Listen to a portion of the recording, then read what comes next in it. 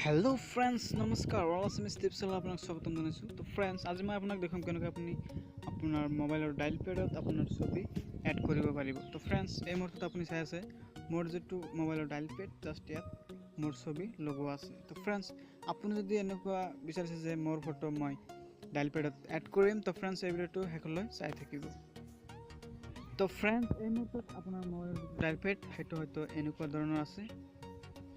তো আপুনি যদি আপোনাৰ ডাইল পেডত আপোনাৰ ফটো সেট কৰিব খোজে তো প্ৰথমতে আপোনাৰ এটা এপছ ডাউনলোড কৰিব লাগিব। এপছটোৰ নাম কি আৰু কেনেকৈ ডাউনলোড কৰিব হে মই ডিসক্ৰিপশন বক্সত দি দিম, তাৰ পৰা চেক কৰি আপুনি ডাউনলোড কৰিব। তো মই এপছটো ওপেন কৰিলোঁ। ওপেন কৰাৰ পিছত আপোনাক এলাউ কৰি দিব লাগিব 5 বাৰ। তো জাষ্ট মই এলাউ কৰি দিছোঁ।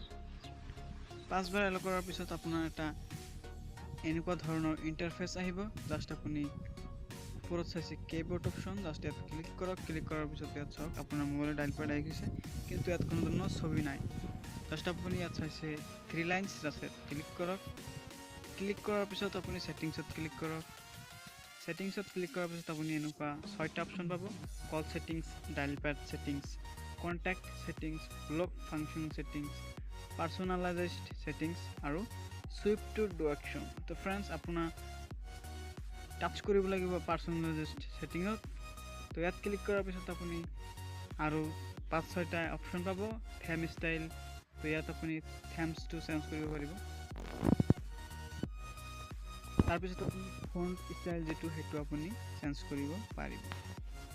তো মই এইবোৰ নেদেখুৱাওঁ, মই জাষ্ট কেনেকৈ আপুনি ফটো উঠিব সেয়া মই দেখুৱাম। তো জাষ্ট আপুনি ক্লিক কৰিব ডাইল পেড বেকগ্ৰাউণ্ডত। ক্লিক কৰাৰ পিছত আপোনাক লৈ যাব গেলাৰীত। গেলাৰীত যোৱাৰ পিছত আপুনি যিটো ফটো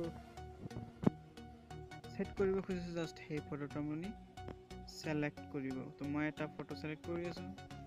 মই এই ছোৱালীজনীৰ ফটো মই এই পেডত অৰ্থাৎ ডাইল পেডত সেট কৰিম। জাষ্ট আপুনি সেভ কৰিবলৈ হ'লে জাষ্ট ফটোটোত ক্লিক কৰিব।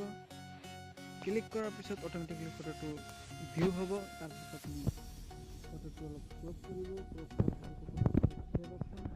ক্লিক কৰিব। ক্লিক কৰাৰ পিছত আপুনি বেক ফালে আহক। বেকত আহিলে আপুনি চাব পাৰিব যে আপোনাৰ ফটোটো ডাইল পেডত সেট হৈ গৈছে।